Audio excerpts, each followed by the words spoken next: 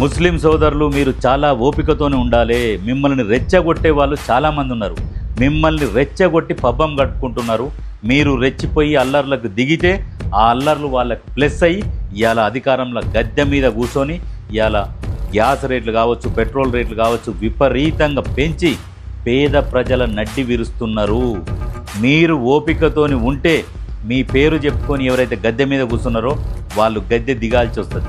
మీ ఓపికనే భారతదేశానికి చాలా plus point అవుతుంది. దయచేసి 1కి 100 సార్లు ఆలోచన చేయండి. మీరు రెచ్చిపోవడం వల్ల ఉపయోగం ఏంది, లాభం ఏంది? ఫస్ట్ మీ కుటుంబం ఎట్లా ఉన్నది, మీ కుటుంబ జీవన విధానం ఎట్లా ఉన్నది, దాని గురించి ఆలోచన చేయండి.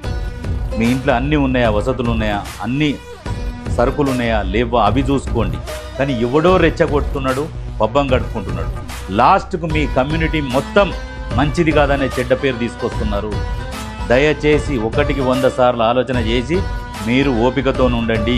ఎవడు ఏట్లే పోతే మనకెందుకు, మనం మంచిగున్నామా లేదా అది ఒక్కటి ఆలోచన చేసుకొని మీరు జీవనం సాగియండి. భవిష్యత్తులో మనకు అనుకూలమైన రాజకీయ నాయకులు అధికారంలోకి వస్తారు. అప్పుడు పరిపాలన సజావుగా సాగుతుంది. పేద ప్రజల కోసం పేద ప్రజల ప్రభుత్వం వస్తుంది నెక్స్ట్.